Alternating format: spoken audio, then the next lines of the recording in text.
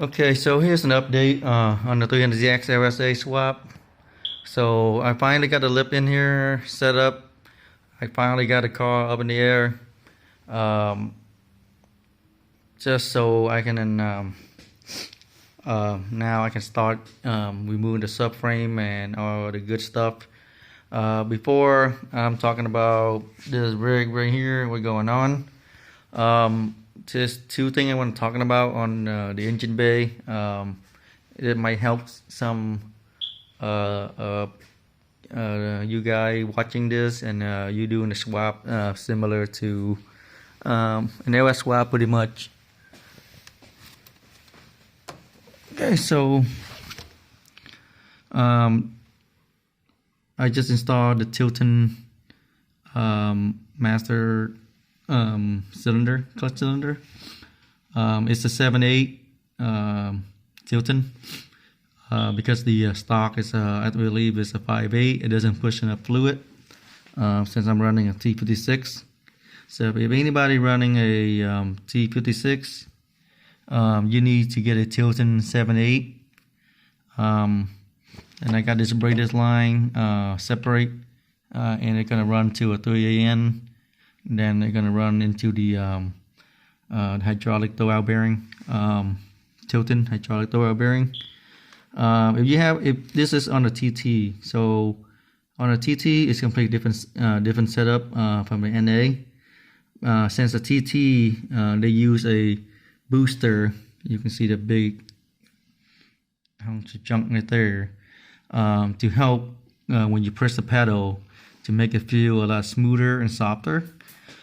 So behind the little fluid container, there's a nipple came down to the pump, so you cannot fit the long container that came with the cylinder.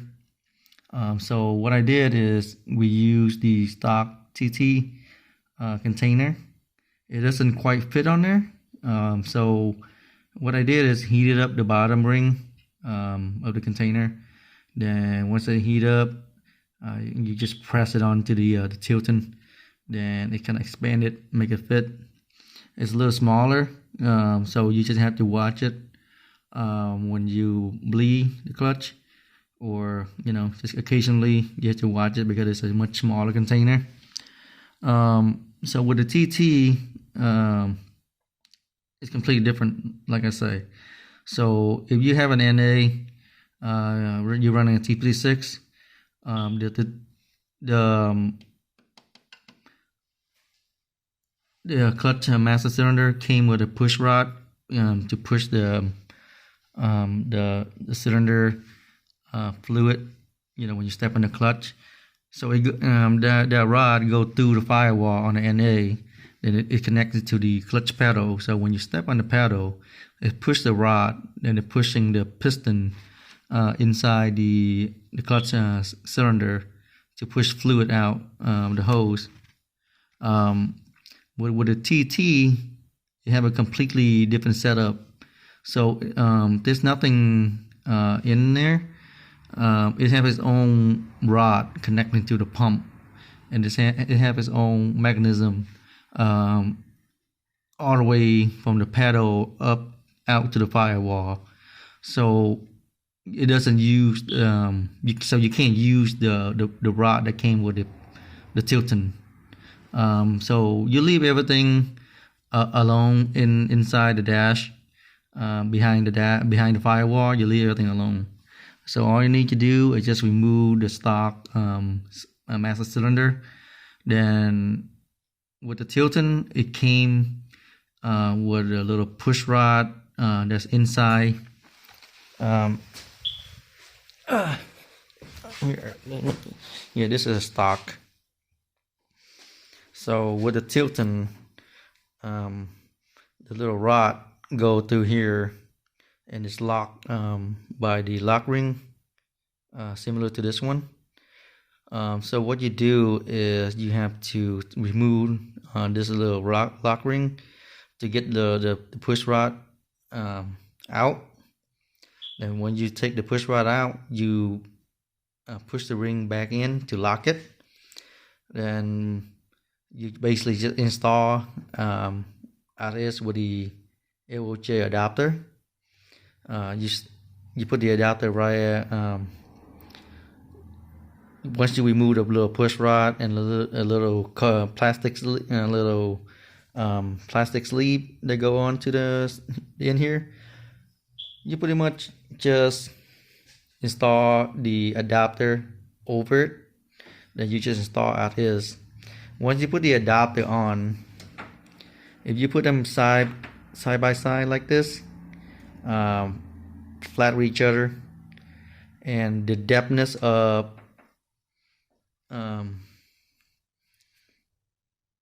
the inner here where the rod push it, if you put them together like this, they are exactly the same depth.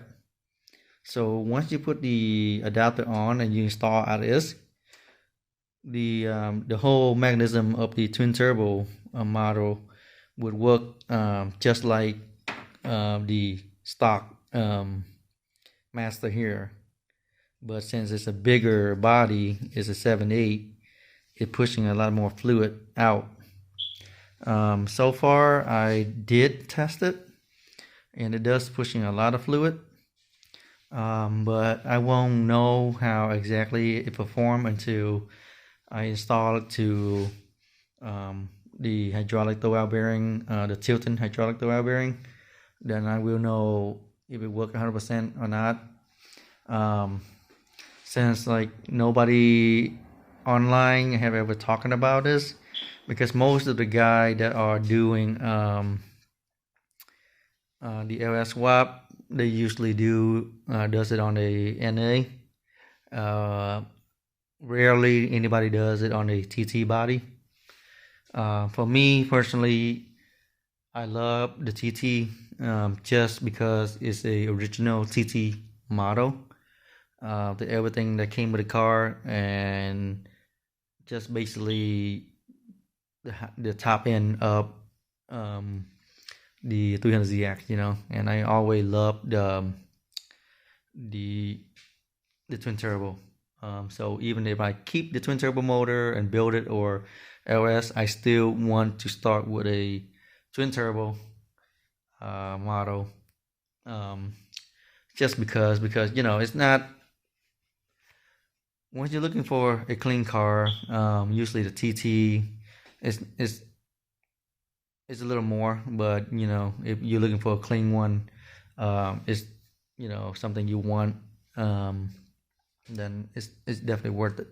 Just knowing it's a TT, even though, you know, this thing will be a supercharged, but knowing it's original TT, it just come with everything, the bell and whistle that the TT came with the NA doesn't, you know. So that's one of the things. It's just kind of like a mindset, you know. Some people, they want to go the route of, you know, cost effective, so they looking for a beater, a shell, or especially a NA, you know. But what I want is basically a clean shell. This is basically a running car. When I made the trade with another person, I traded basically a 90 300ZX twin turbo with a little high mileage automatic for this shell. So this is 92 twin turbo. It does has an engine when we make the deal. So then he said, so what the deal came to is when he gonna keep the motor, and I get the rest of the car. Since the motor is built, he want to keep it. So I traded him a 90 red 300 twin turbo automatic with 190,000 miles. Just because like it's an automatic, I don't want to spend time and collecting part to do the manual swap. That's just another step that I can skip. with just getting a manual from beginning.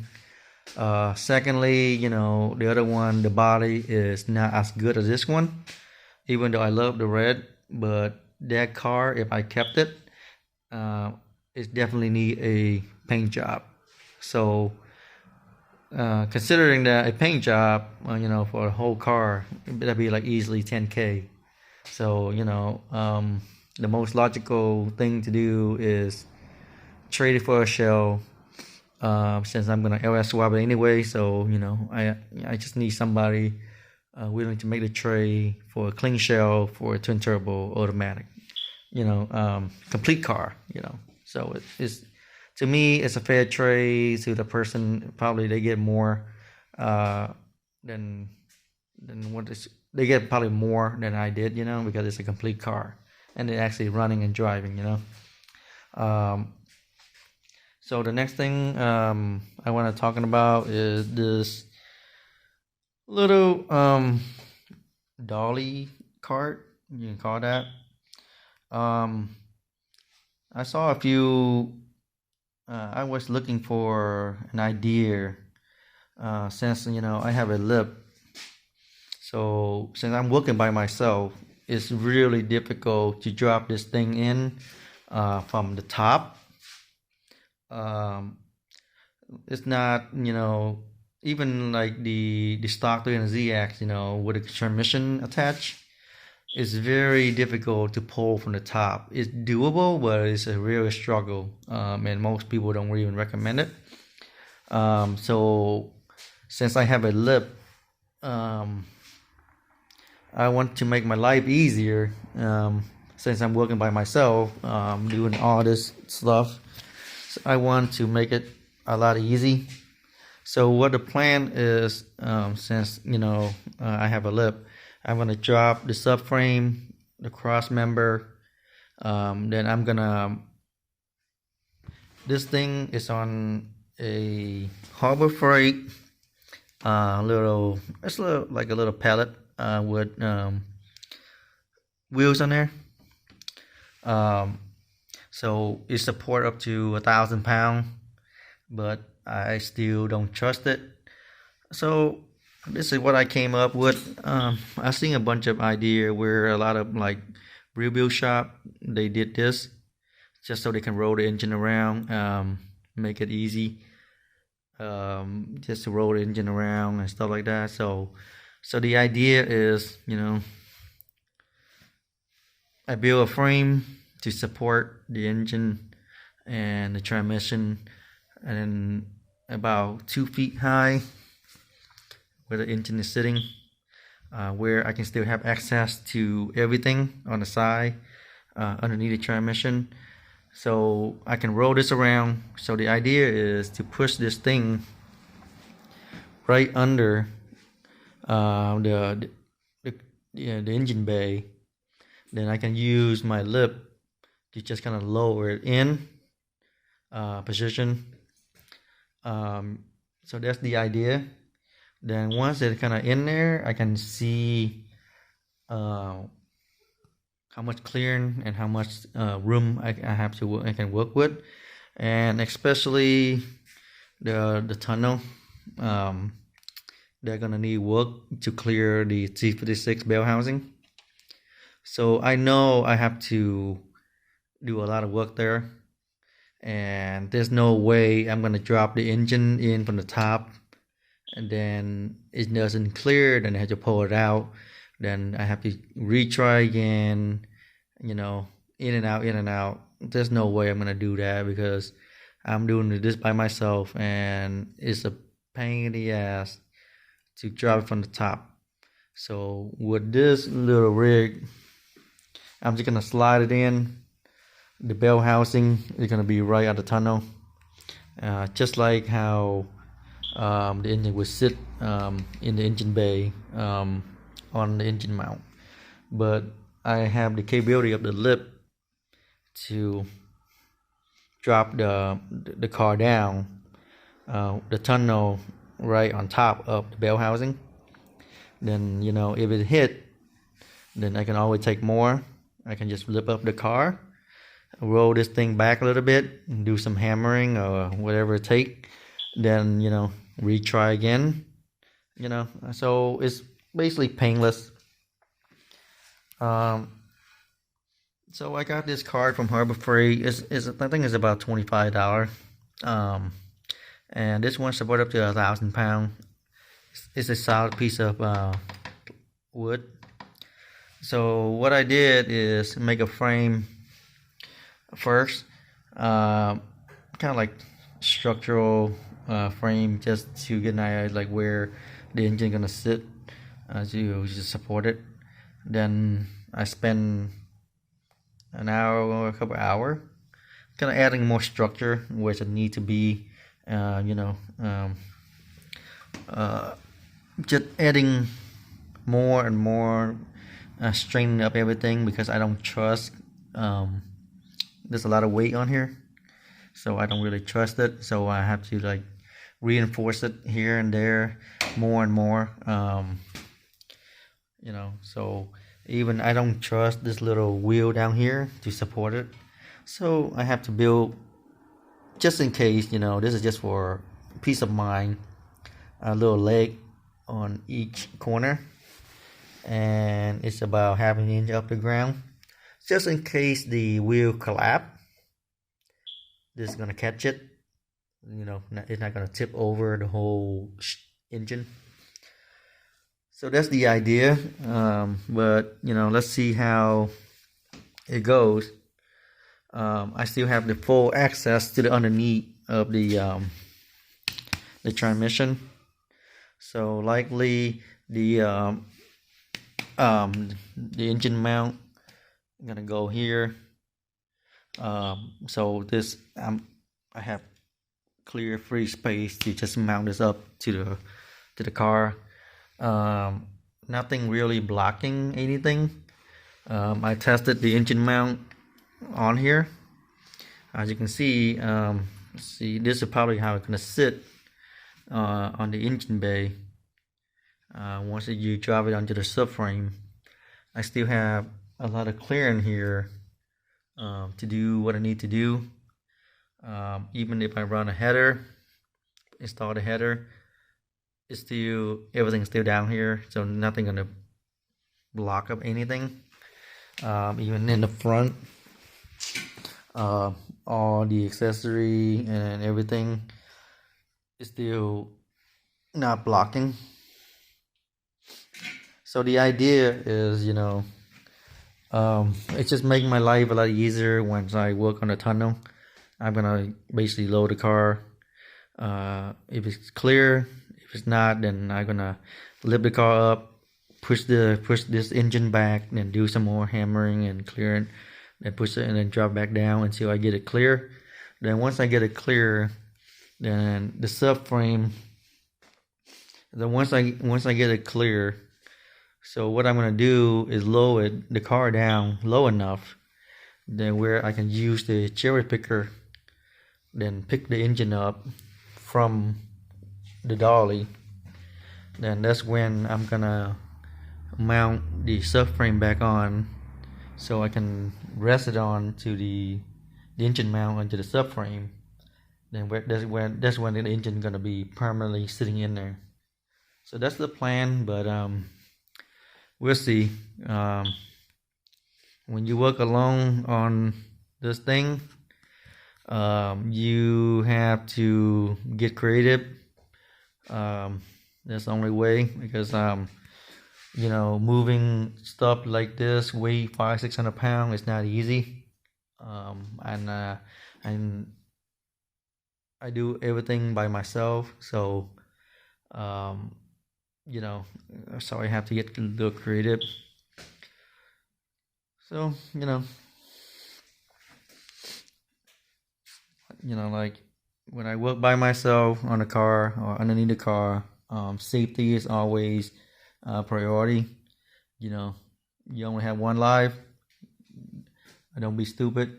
You may regret it. So even though I fully trust the lip, but I have 4 jack still on here on the frame of the car, just as a backup.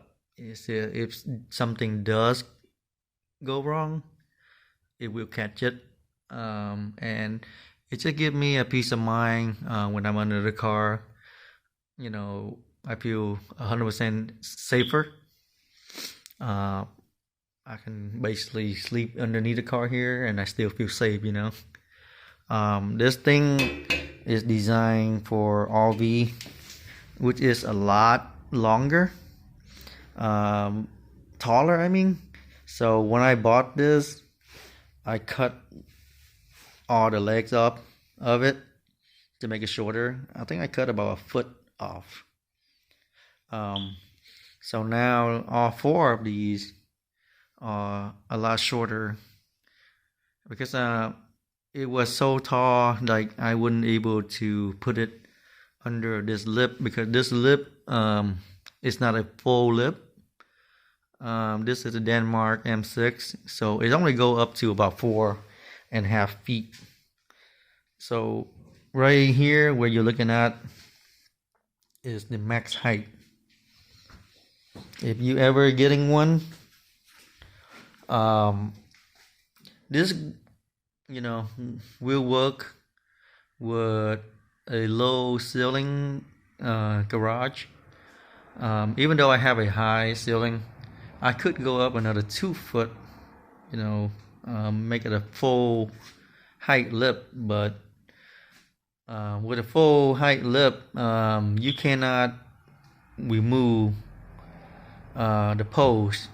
This is a garage, so it's not permanent. So I don't want it to be permanent. Once I'm done with a project or something, I could just unbolt it. It's designed like a little dolly, so basically you just roll it away with wheels on here. When you're done, you just unbolt it. You got a handle up here. You just roll it away and tuck it away on the corner or something, so clear up the garage. And so that's the benefit of it. When you go full lip, then basically it's permanent. You cannot move it around. So this is the nice thing about it. The only downside is if you are tall, if you're a freaking tall person, like a 6 foot tall person, you might hate it because you're gonna bend down and it's gonna annoying you a lot. But this is a 4.5 feet for me. It's fine. You can't walk underneath it, but it's still so much clearance down here to give you so much access and room to work with anything you need to do. So I can't complain about it. So this is the best investment I spend. So if you do an engine swap, I highly recommend one of these. It will make your life so much easier, so much convenient. When you just have this thing, it makes everything just so easy. I hate working on anything on a jack stand. So I'm so happy that I pulled the trigger on these a while back, and they are the best bang for the buck too. They are not crazy expensive, but they definitely worth it. So that's the update for the 300ZX swap. Until next time, I don't know what the next video gonna be. Maybe you're gonna see the engine inside. Maybe it's finally sitting in there. I don't know. I don't have a lot of time to work on these things, and so I don't have a lot of time to record things too. So I cannot do a live, a video when I'm working on this thing like most people did. So I can only do a recap. So I hope that helped some of you guys that's like doing this swap on the 300. I'm going a full LS, a full T56, you know, a full LS swap. So not just an LS engine, not just like with a stock transmission. So if anybody doing similar, hopefully this helped you guys out. Yeah, I still have to relocate that outside to the frame here. A lot of work to do, but it's winter. Yeah, and that's when I get a lot of work done.